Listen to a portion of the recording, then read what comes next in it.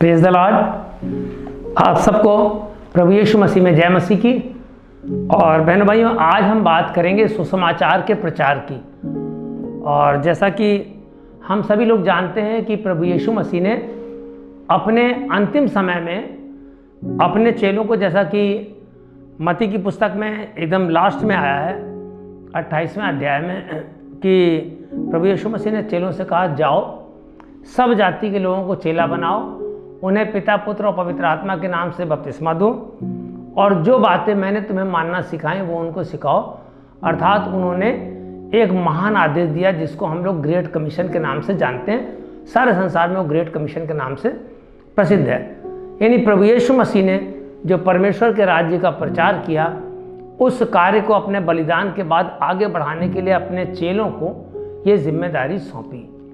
तो आज हम लोग देखते हैं कि सारी दुनिया में परमेश्वर के राज्य का, प्रभु यीशु मसीह के वचनों का और बाइबल यानी सुसमाचार का प्रचार और प्रसार बहुत बढ़ गया है और तेजी से हो रहा। वजह यह है कि हम लोग अंतिम समय में चल रहे हैं और ये समय जो है हमारे लिए धीरे धीरे छुटकारे का टाइम जो है निकट आता जा रहा है। इसलिए इस समय सुसमाचार के प्रचार की और जिम्मेदारी के साथ प्रभु के साथ खड़े रहने की बहुत आवश्यकता है। लेकिन शैतान नहीं चाहता कि मैं और आप परमेश्वर के लिए खड़े रहें, परमेश्वर के साथ चलें और परमेश्वर के साथ खड़े रहें। शैतान कभी नहीं चाहता, क्योंकि बाइबल बताती है कि शैतान हर समय चाहता है कि कब किसको फाड़ खाए। तो आइए, हमारी और आपकी जिम्मेदारी क्या है, इसको हम लोग देखेंगे परमेश्वर के वचन से। दूसरा तीमुथियुस उसका 4 अध्याय और 3 और 5वीं आयत मैं आपके लिए और अपने लिए पढ़ना चाहूँगा। और यहाँ ऐसा लिखा हुआ है, क्योंकि ऐसा समय आएगा कि लोग खरा उपदेश ना सह सकेंगे, पर कानों की खुजली के कारण अपनी अभिलाषाओं के अनुसार अपने लिए बहुतेरे उपदेशक बटोर लेंगे।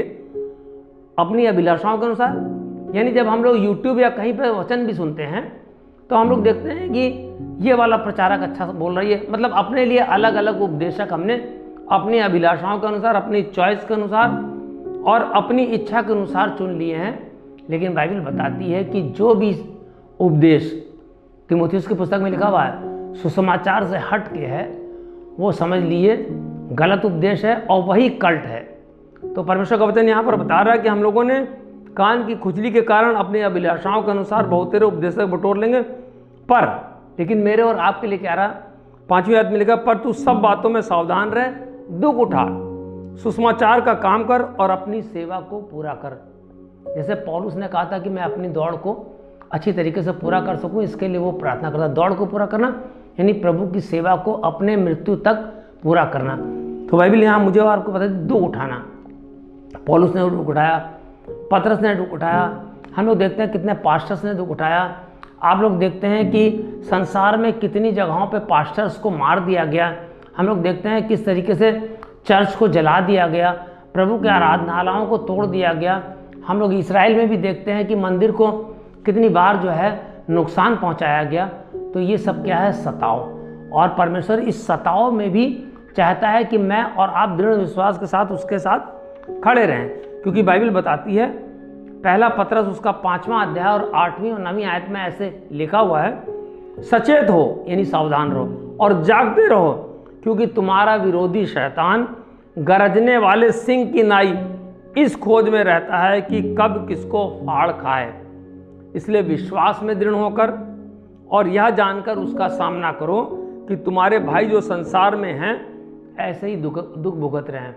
यानी केवल हमारे यहाँ ही नहीं, पूरी दुनिया में जो सुसमाचार का प्रचार कर रहे हैं उनको बहुत कष्ट उठाना पड़ रहा है। नाना प्रकार के कष्ट, आर्थिक कष्ट उठा रहे हैं, शारीरिक कष्ट उठा रहे हैं, सताव का कष्ट उठा रहे हैं और तमाम तरह के बंदी गृहों में डाले जा रहे हैं। तमाम तरह का उनको शारीरिक और आर्थिक और तमाम तरह का पारिवारिक नुकसान पहुंचाया जा रहा है, क्योंकि परमेश्वर का वचन बता रहा है, प्रभु यीशु मसीह ने कहा था कि मुझसे पहले भी जो नबी आए उनके साथ भी मनुष्यों ने ऐसा ही किया था, तो तुम्हारे साथ भी ये होना अवश्य है, क्योंकि ये बाइबल के अनुसार है।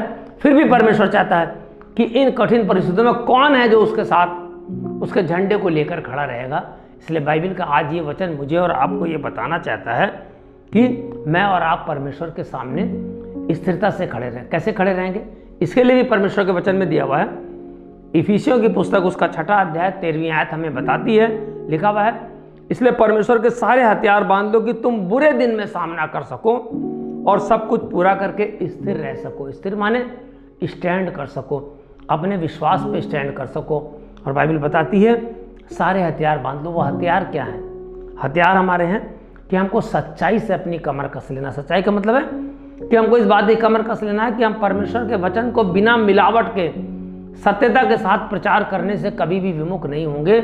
और जो बाइबल बताती है केवल वही सुसमाचार को हम प्रचार करेंगे और अपने मन में यह सच्चाई से एक प्रकार का दृढ़ प्रतिज्ञा करेंगे कि हम जाएंगे घर घर और सुसमाचार का प्रचार करेंगे। यह है परमेश्वर के साथ खड़े होना।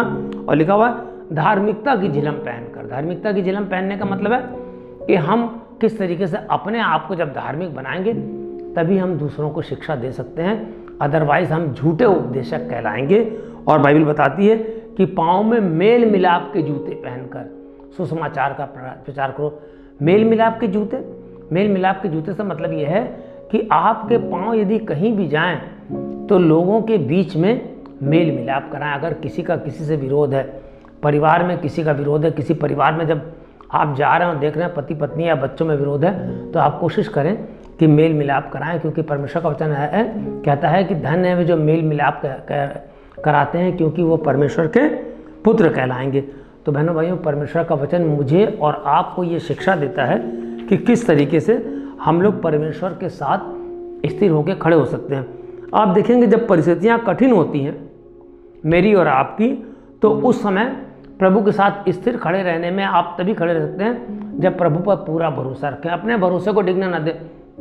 आपके पास भोजन वस्तु नहीं है, आपके पास पहनने को कपड़े नहीं है, आपके पास आने जाने कई साधन नहीं है, लेकिन आपका अगर भरोसा स्थिर है परमेश्वर के ऊपर तो सारे कष्टों से आपको बाहर निकाल लाएगा।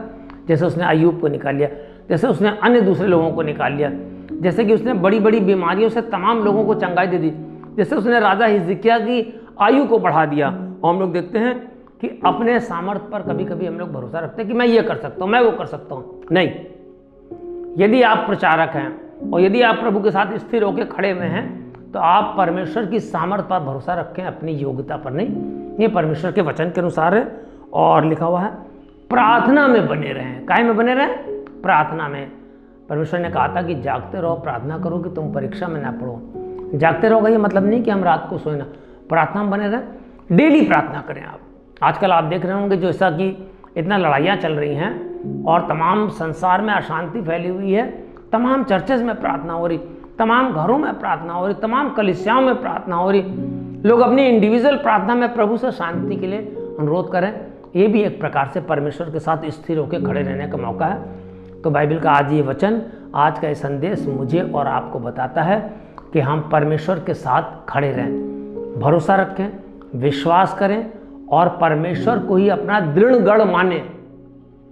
अपनी समझ का सहारा न लें, किंतु हर एक बात में परमेश्वर पर भरोसा रखें, तब उसके पंखों की छाया तले हम विश्राम भी पाएंगे और हमारी सुरक्षा उसके स्वर्गदूतों के द्वारा होगी और हम स्टैंड होकर, दृढ़ स्टैंड होकर परमेश्वर के लिए खड़े रहेंगे, दूसरों की सहायता करने के लिए खड़े रहेंगे, सुसमाचार के प्रचार करने के लिए खड़े रहेंगे, मेल मिलाप कराने के लिए खड़े रहेंगे और आपस में प्यार बांटने के लिए खड़े रहेंगे। इसलिए आज का ये वचन हमें और आपको बताता है कि प्रभु के साथ मजबूती के साथ खड़े रहें। ये संदेश आपको प्रभु में और आगे बढ़ाएगा। और यदि आपको ये मैसेज बहुत अच्छा लगा हो, आप दूसरों को शेयर करें, चैनल को अधिक से अधिक सब्सक्राइब करें और परमेश्वर को प्यार को बांटें और बताएं कि चाहे कोई भी परिस्थितियां हों, प्रभु के साथ मजबूती के साथ खड़े रहें, क्योंकि वही संभालेगा, वही बचाएगा, वही रक्षा करेगा और वही आपको आगे बढ़ाएगा। ये वचन आपको आशीषित करेगा। जय मसीह की।